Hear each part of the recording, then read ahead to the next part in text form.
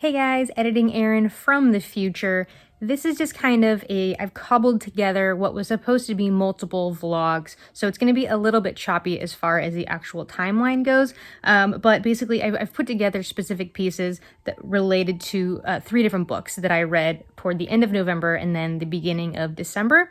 So this was kind of all encapsulating nonfiction November, Hibernation, and Cloak and Dagger Christmas. So the books that I read for this vlog are The Beautiful Mystery by Louise, which is for Cloak and Dagger Christmas. Conjure Women by Afia Atakora, which was just because I really wanted to read it, and I managed to pick up a used copy of it, of a brand new 2020 release at my bookstore, at my local used bookstore, as well as Becomong by Michelle Obama, which I ended up listening to on audiobook.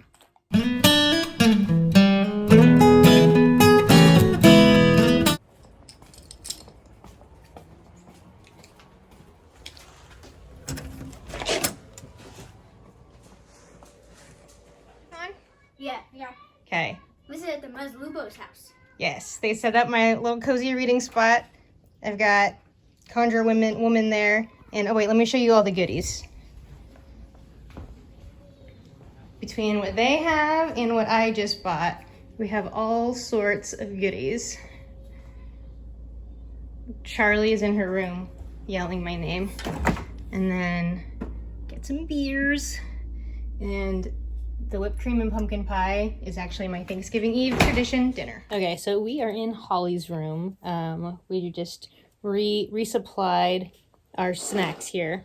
One of the prompts for hibernation is to read a book with mystery in the cover or in the title. And so The Beautiful Mystery by Louise. I think it's the 7th book in the Armand Gamache series. And this is going to be the first one that I've read in physical form.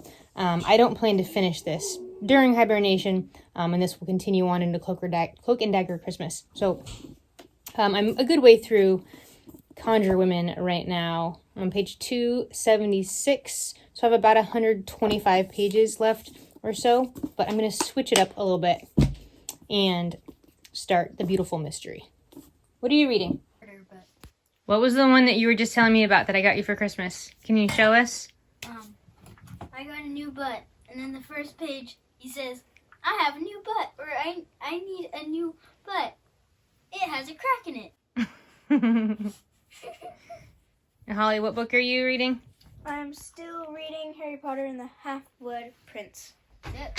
Nice. Woohoo! Hey, it's Thanksgiving. It's like 4 o'clock. But yesterday, just this cozy readathon day that just kind of came up with my niece and nephew was perfect. So my sister was off work yesterday.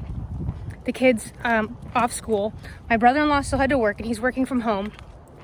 And so my sister said it was like the best day she's had in a while with the kids home, because she told them they went and got some snacks so they could pick some junk food, and the rule was that they had to have half their plate had to be fruits and veggies and half could be the junk food that they wanted. And then they basically just spent the day in Holly's room, and then I came over in the afternoon, and it was they got along better than they've gotten along. It was super quiet, other than Charlie, who's never quiet unless she's asleep. And they made me my little comfy spot to join them, and it was just super fun. So I know that Holly ended up reading like 170 pages in Harry Potter and the Half-Blood Prince, and between the Louise and Conjure Woman, I read about 80 pages while I was over there. And then I did my traditional Thanksgiving Eve dinner, which I had with them. So they had chicken and salad and macaroni and cheese, and I had my pumpkin pie. And the kids thought I was joking when I said that that's all I eat for Thanksgiving Eve. And no, it's true. I don't even cut the pie. I don't put it on a plate. I just put the whipped cream right on it and dig in. The first bite's the hardest.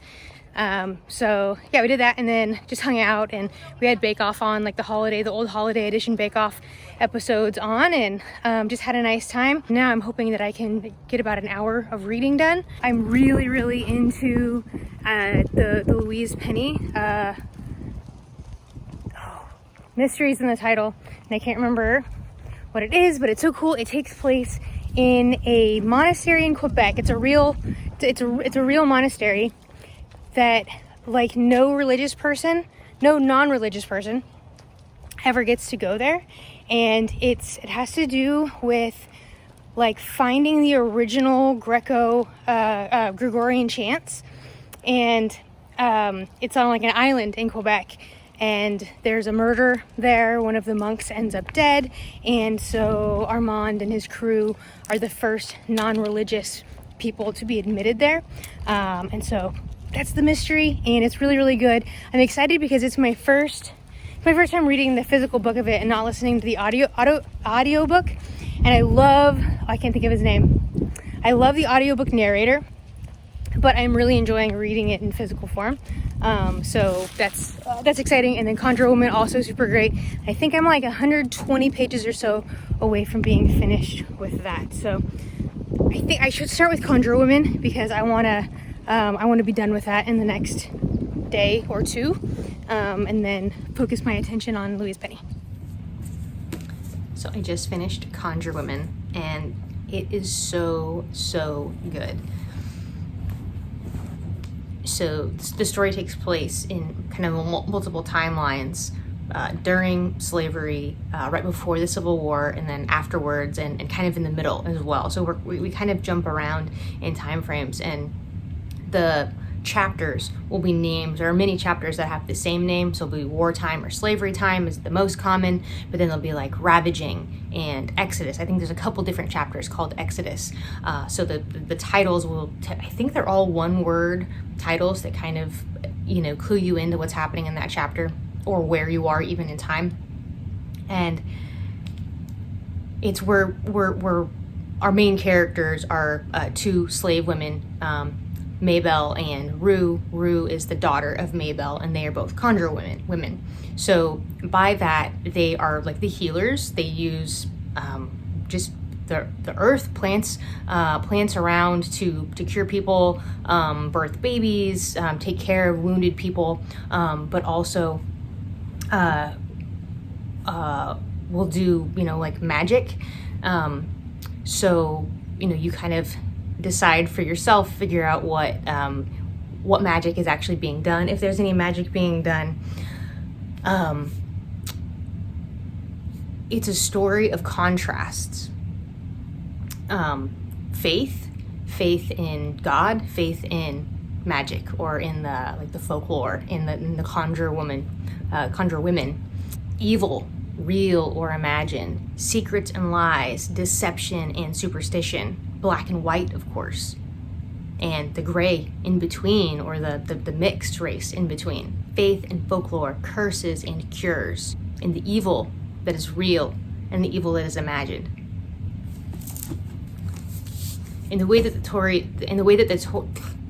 the story is told, where we're kind of moving back and forth between the past and the past and the present, and everywhere in between,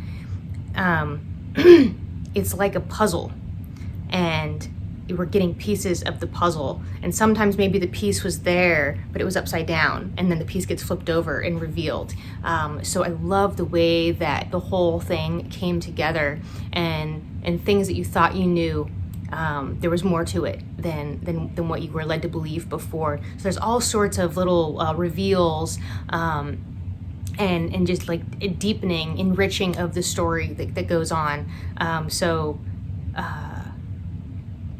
It's very much about slavery and what it is to be a slave, to be owned by the white people. There are white people in the story, particularly the Master Charles, and then his daughter Verena. Verena plays a much bigger role in the story than her father does. But the story is very much about the slaves themselves, about particularly about Rue and her mom. It's so good. This is something that I could see being taught in like a Black Studies class. I think this would be a great text to learn from, to learn through. And I know there's so much deeper in this that I didn't even get, that I was only able to just kind of grasp at. Cain and Abel, there's all sorts of biblical references, and It's just so rich and so deep, and I absolutely loved it. My right now, I often, when I rate a book, when I've just finished it, I often, finish on a high. And so, right now my inclination is 5 stars. Give it a week or two. I don't know if that'll be feeling that strongly, but right now I definitely feel like 5 stars. It had for me a lot of the things that a 5-star book needs. It was deep, it was rich. I was very much connected with the characters. And the writing was beautiful. So yeah, I just absolutely loved Conjure Women. So, Conjure Women, highly recommend. So it's Saturday morning, and it is the day of Grandma's funeral. So the viewing is starting like basically right now. So, not like looking forward to it, obviously, but kind of happy to, I guess, get it done. And then to be able to we're gonna go to my aunt and uncle's house afterwards and just kind of be together. And I think that part will be, nice and healing. I'm also just really happy for my mom that it can kind of be over with, and maybe she will calm down a little bit, I guess, because the service and everything being the way my grandma wanted it was very important to my mom. It was very important to my grandma, which is why it's important to my mom.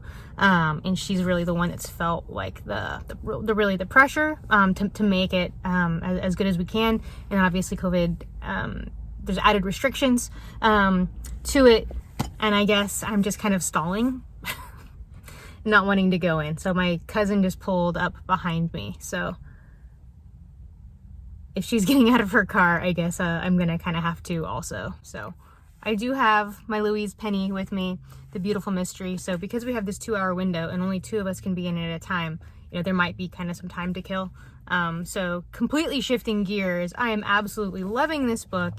As I've said multiple times, this is the first time I've physically read one of her books.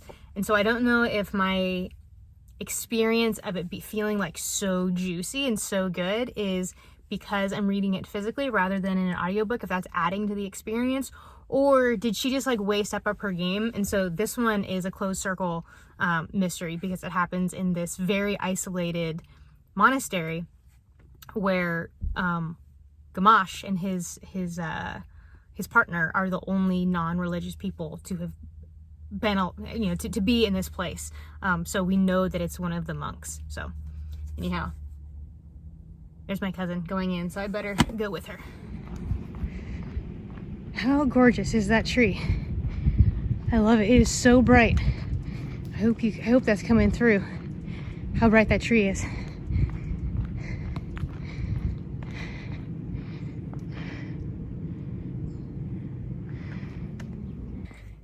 So I'm all out of breath right now. I'm finishing up my workout. So even though we only have 2 days left of nonfiction November, I'm over the whole I have to be done with the books I'm reading by the end of the month. Whatever.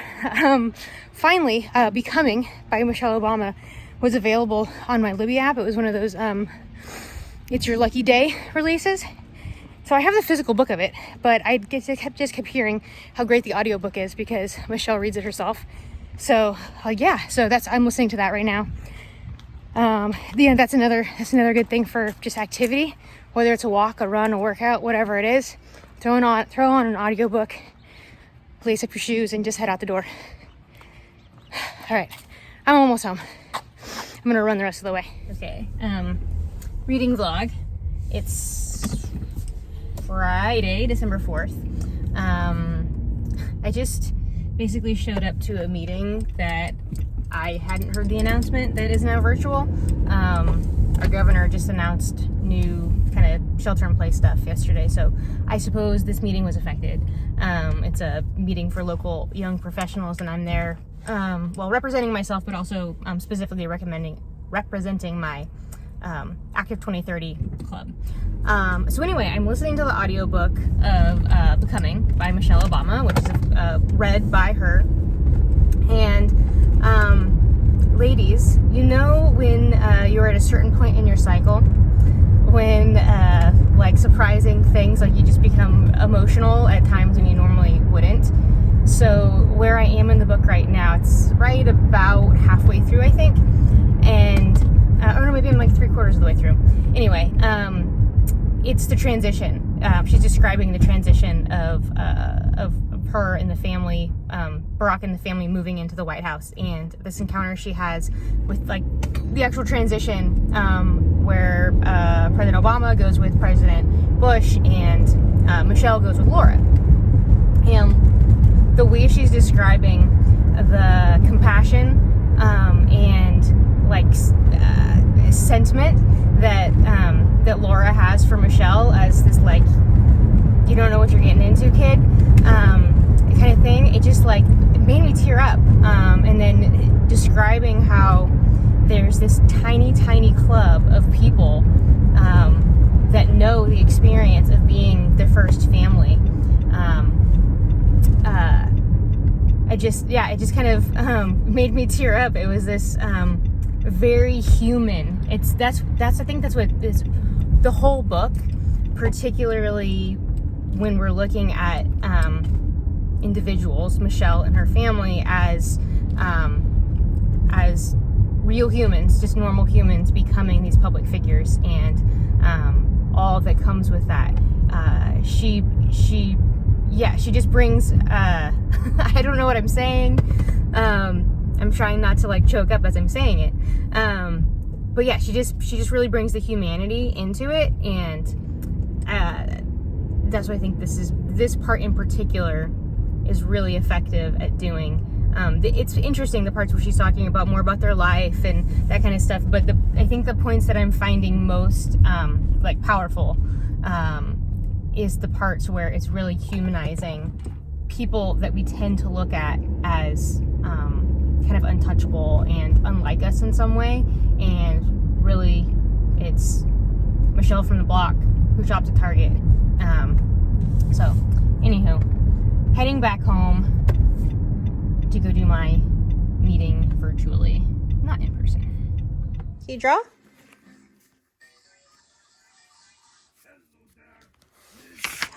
Beautiful.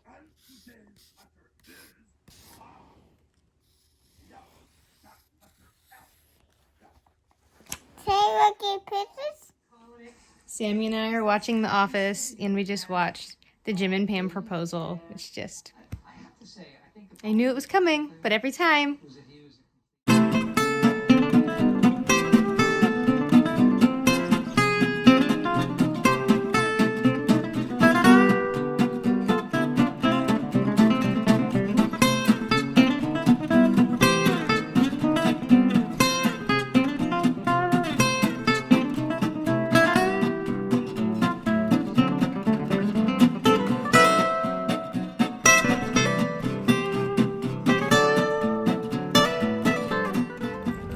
So that was Ruby's bookstore. Ruby is the name of the beautiful dog, and it's a new independent bookstore. I can't think of there ever being a new independent bookstore who sells new books in the area in my lifetime that I'm aware of.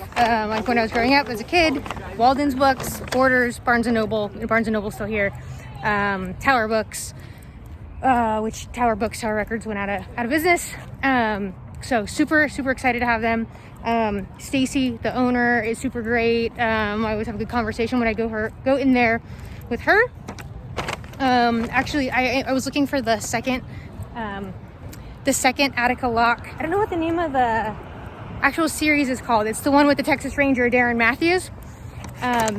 Bluebird is the first one. I was looking for the second book in paperback to see if they had it, and she only had the hardback. So she looked it up to see if it was available in paperback, and she's like, okay, yeah, I can sell you this one for the paperback price. Awesome. Support your local bookstore. Sorry, I'm walking down steps and trying not to kill myself. So yeah, it's Saturday afternoon. I am in historic Folsom right now, where my co-working space is. This is the third floor of it. The co-working space is on the second floor. So I'm just heading back to the car. I'm doing it's like the next level in my nutrition certification.